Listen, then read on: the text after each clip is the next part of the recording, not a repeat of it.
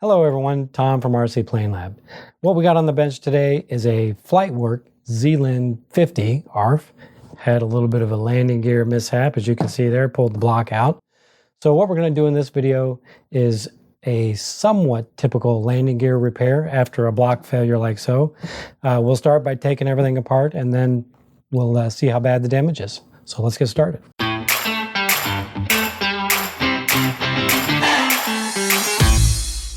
As you can see, the crash or the landing, rough landing, fast landing, whatever it was, tore the block pretty much clean out. So this should be a fairly easy repair. I'm going to try to shore up the inside of this, maybe make a doubler of some kind, maybe put some glue some tri-stock in there to actually provide a little backup, since a lot of this wood, as you can see here, has ripped from the block.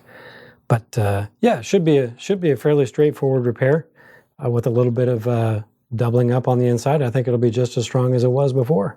So what I'm going to do is I'm going to trial fit this old piece in there, and I'm going to try to go in the reverse of the way it was torn out. So if you can imagine, the gear being mounted like this probably tore it out this way.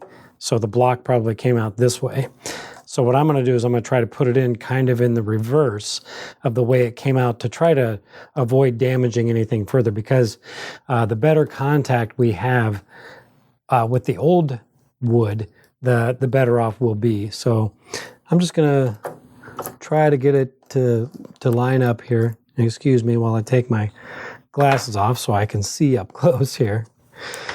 Ron knows what that's like now, so that gives me some small consolation that I'm not the only one getting old around here. So yeah, we'll just push this in, sort of in the reverse that it came out.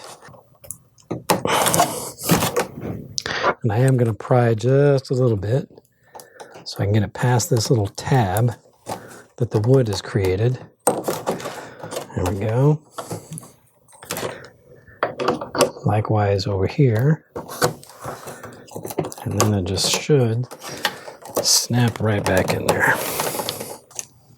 It looks like it's going to fit back in there nice. I may have to do a little bit of trimming, but what I'm looking at now is I'm looking to see if there are places I can put maybe some tri-stock or some hardwood of some kind behind this block to give it a little more strength when we epoxy it back in there. And that's what we'll use. We'll use epoxy to put this back together. So what I think I'm going to do is I'm going to trim away some of this wood that came off of the original piece here to give me a little bit more freedom to get this piece in, and also give me a little room to apply some doubler on the back side. A lot of times you're not going to know in advance how bad it is until you get everything out and apart. Sometimes you might get really lucky and everything will fit back together like a jigsaw puzzle, epoxy it all back together and block it up on the inside. Sometimes you don't get so lucky. This one's about kind of somewhere in between. So what I'm going to do now is I'm going to try to fit the block back in. We'll see if it fits any better now.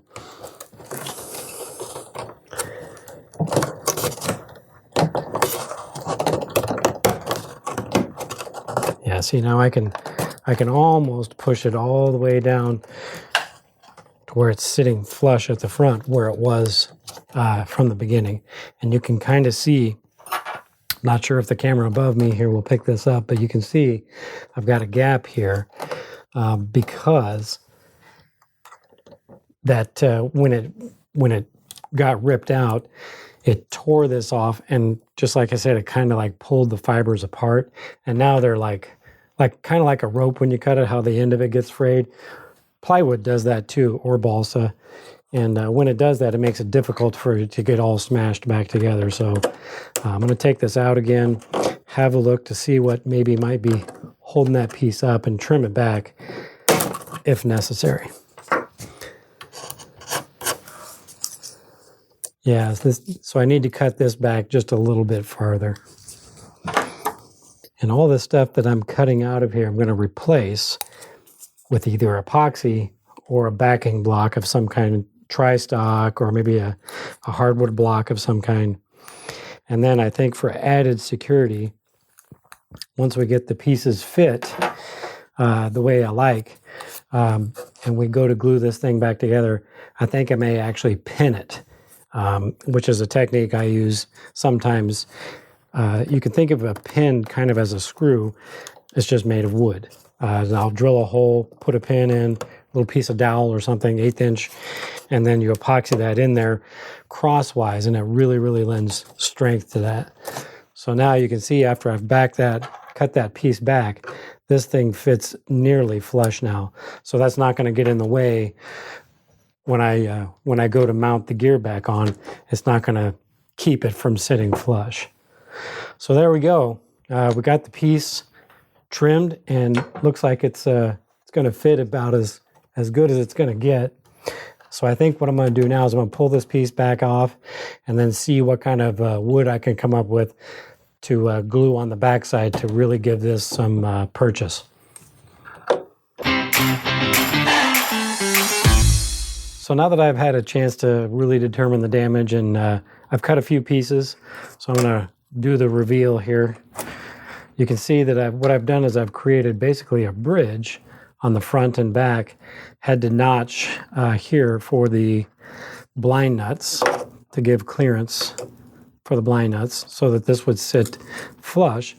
So the idea is that this piece will sit down on top of the pieces that I cut to fit here. That'll all get epoxied together, and then at the very end, once it's all glued in place again, I'll come back and I'll drill holes and cut lengths of this 1/8 inch bamboo. It's actually a bamboo skewer, to which I will then pin to the blocks that I've epoxied in place, making it really, really strong, and hopefully it'll never break again. So I'll take the pieces out so you can see see my handiwork here.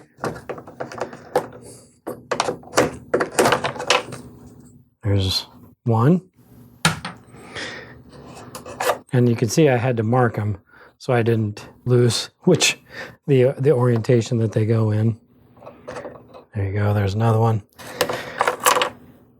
And then, like I said, this will all get glued in place.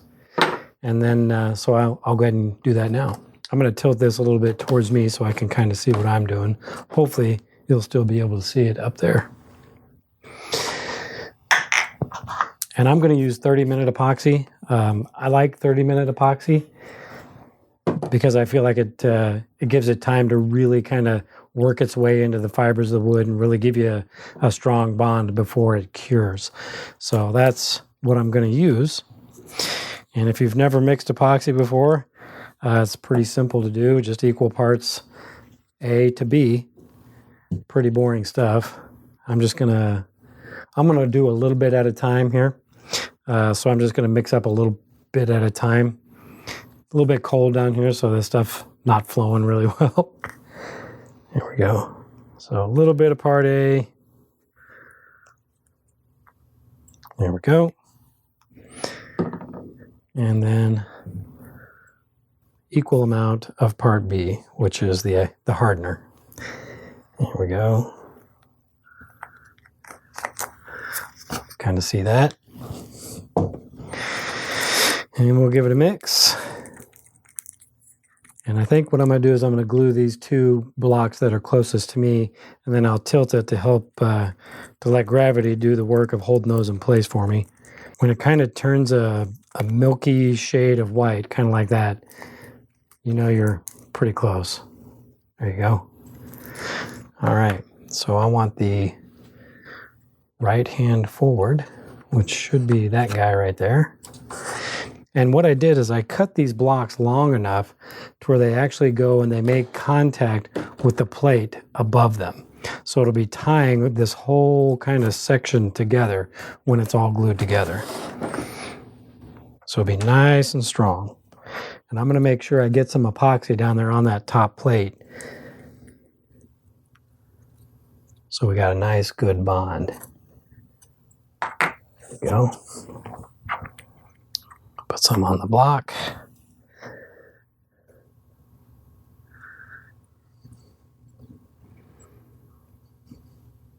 That.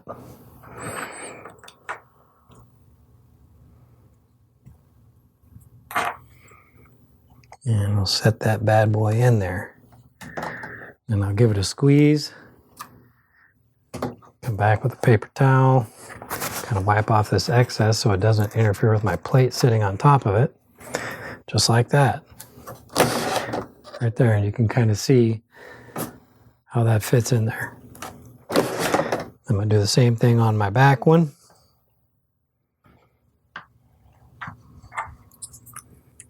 Same thing, I cut it long enough to go ahead and make contact with that plate down there at the, well, would be the top. Down for me here, but it's on the top of the, there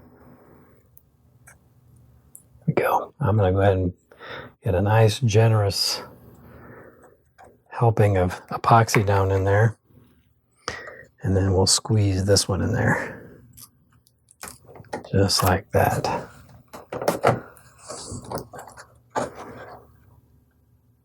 Nope. Oh, that's it. There we go.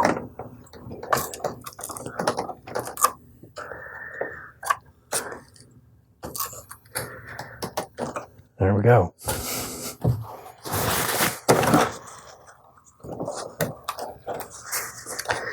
And you can kind of see, once I get that plate sitting on top of that, not only will the plate be glued all the way around to these fore and aft doublers, it'll also be sitting on top of these posts, and then it'll also be sitting on top of the cross piece that I cut to go across. And all that will get epoxied together, and it'll all kind of tie in together better, hopefully, than it was at the factory. So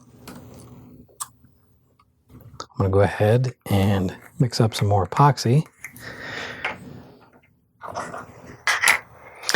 And what I'm going to do next is we'll take the other forward pieces,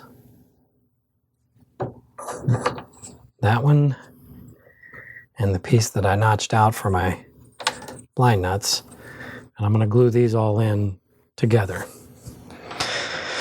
Because the fit is good enough to where the friction will hold them in place while the glue cures. I went ahead and glued these aft pieces in, and you can see here that I had to make some notches for where the landing gear bolts are actually going to go. I don't want those protruding through and knocking my repair loose, so I went ahead and took the Dremel with a sanding drum and sanded those out of the way. So now I'm ready to glue the plate onto my repair. Before I do that though, I'm going to go ahead and test it, make sure it still fits. It should, but you never know. Bam, just like that. Okay, so pull this back off.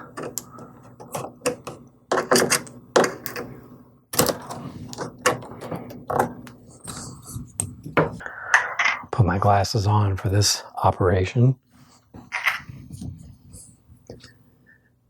I think Ron's 30-minute epoxy might be a little old. Took a little while for it to cure. So what I'm going to do is I'm going to add a little extra hardener.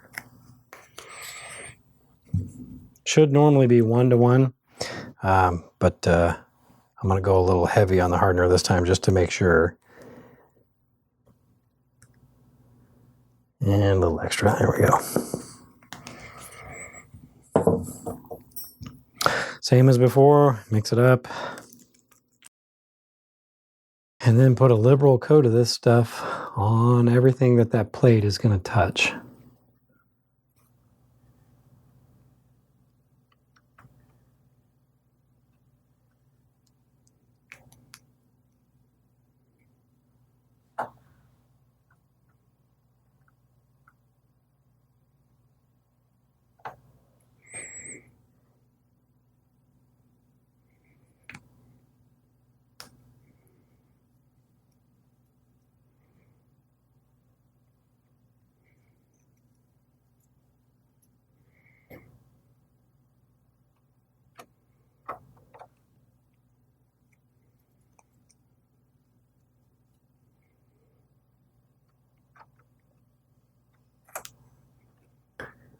This epoxy will help tie everything together. Make sure I get some in the tabs.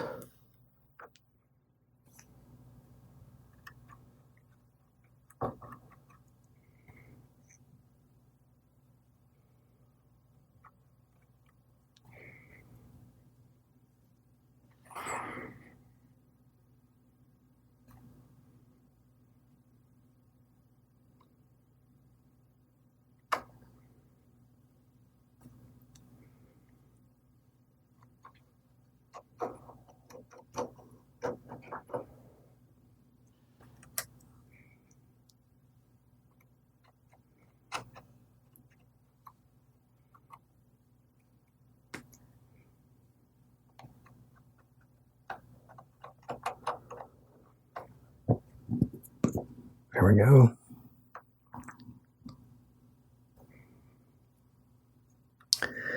And I'm going to get some on the front of the old tabs because we will still make contact with these. There we go. All right.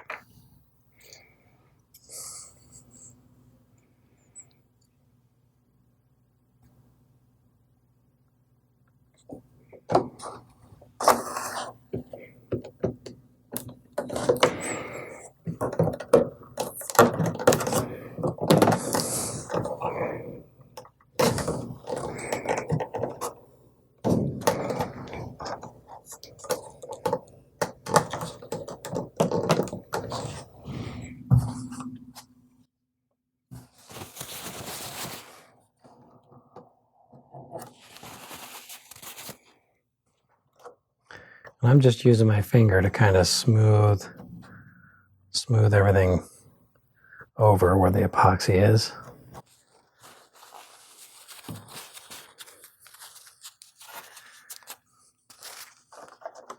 Wipe away some of the excess on the back side here. We don't want any interference with our wing fit.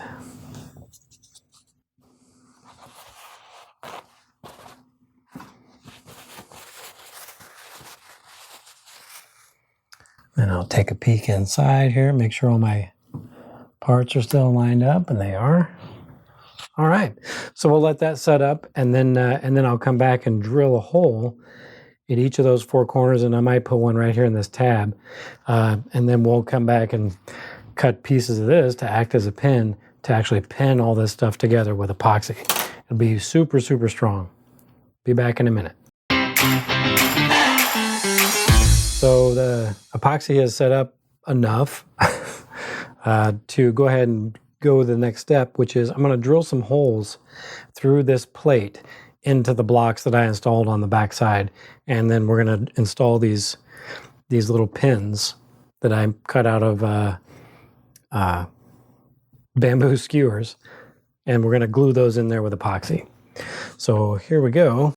I like to pilot drill as often as I can, especially for these front blocks, because I kind of have to go to an angle to clear the blind nuts that were on the back side. So if it looks like a weird angle, it is. I'm fully aware of that, but I just got to miss those blocks, blind nuts in the back. So once again, take those off so I can see what the heck I'm doing.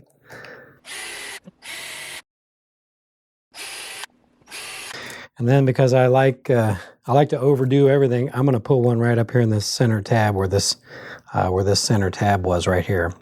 And I know where the block is behind it, so we'll just stick with a pin right there too. And that's on the leading edge of the block, which is where most of that strength and resistance from being pulled out is gonna help us. So I'll put one right here too. There we go. So all my holes are piloted. Now I'm going to take them up to size. I have some blue tape on my drill bit, and that's my depth guide, so I don't go too deep. I've put that tape at about the same length as my pins that I'm planning on installing, so I don't drill too deep, but I make sure I go deep enough. So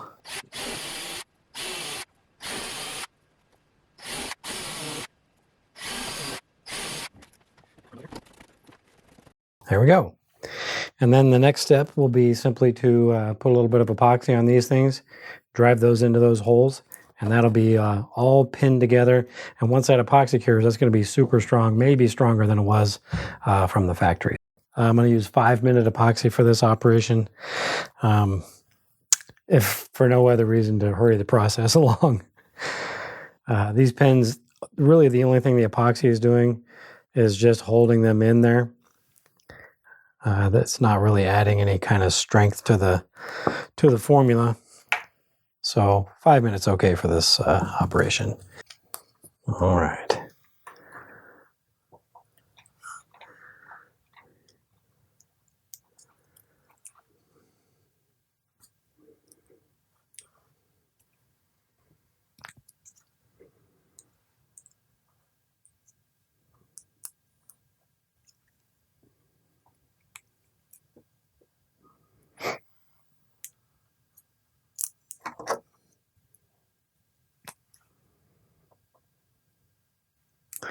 Maybe I'll talk Ron into painting this block black with some of that fancy paint he used on the firewall of the Telemaster. All right, so here we go. We're just going to basically just slide these pins in there, just like that. And when that epoxy hardens and sets those pins in place, these things will be super, super, super strong.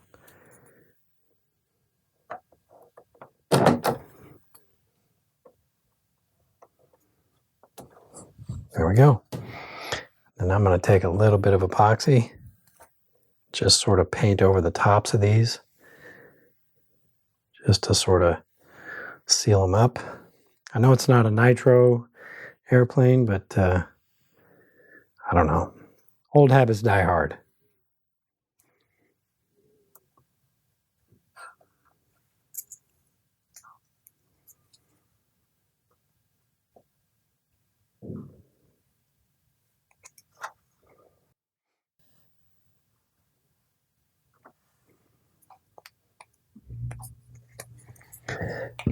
And there you go.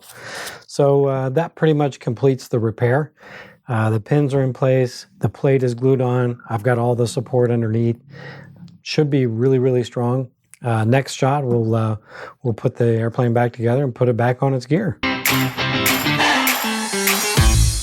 Well, as you can see, it's back on its gear. It wasn't a terribly difficult repair to do. I know repairs like this can be intimidating sometimes, but if this ever happens to you, hopefully watching the video has given you the confidence to try it on your own. So once again, thanks for watching. I'm Tom from RC Plane Lab.